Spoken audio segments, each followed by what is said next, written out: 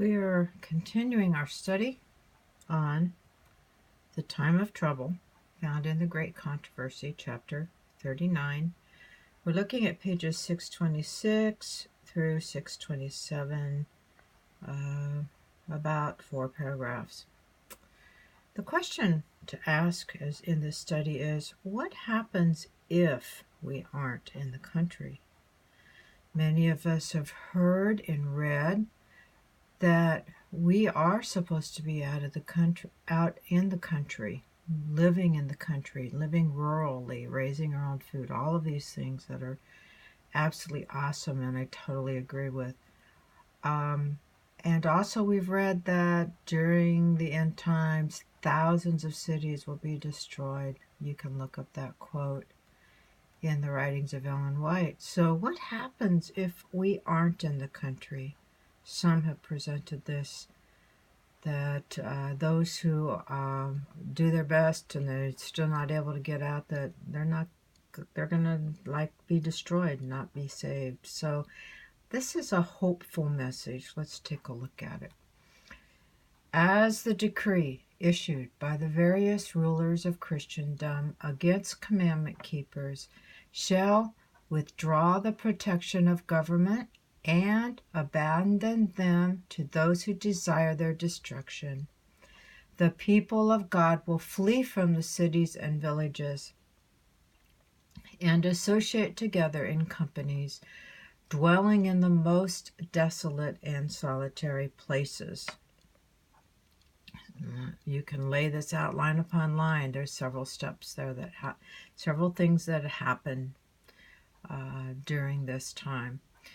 Many will find refuge in the strongholds of the mountains. Like the Christians of the Piedmont valleys, they will make the high places of the earth their sanctuaries, and will thank God for the munitions of rocks. Isaiah 33, verse 16. So this is where we need to be. This is ideally where we all need to be. Let's look at what the rest of this paragraph says. But many of all nations and of all classes, high and low, rich and poor, black and white, will be cast into the most unjust and cruel bondage.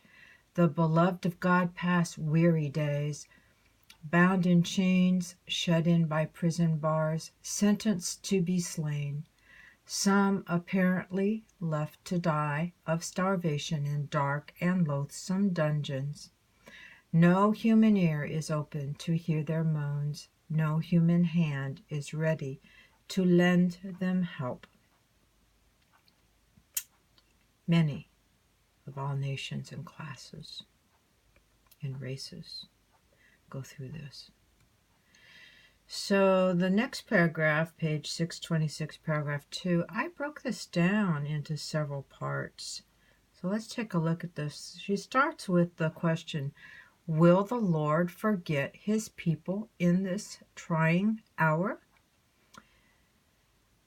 So the first person she mentions, did he forget faithful Noah when judgments were visited upon the antediluvian world?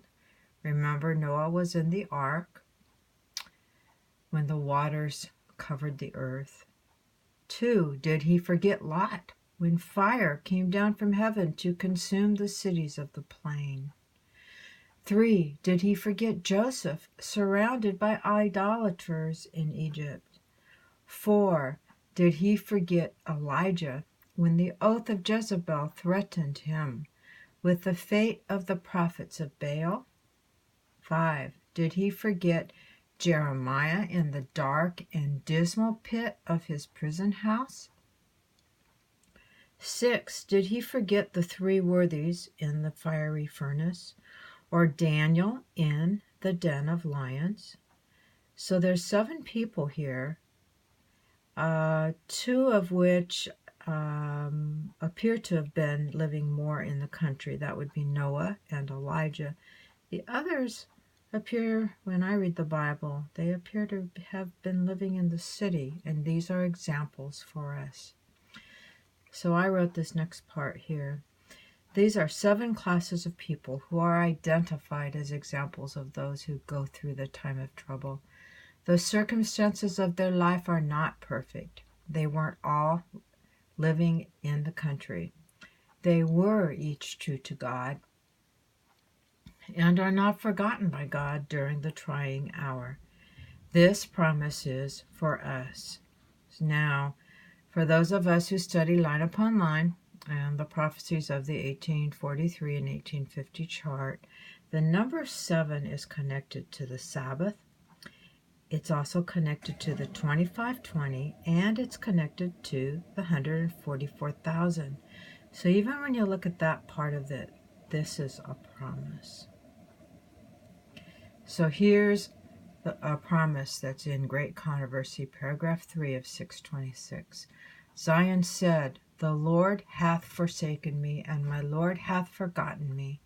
Can a woman forget her sucking child, that she should not have compassion on the son of her womb?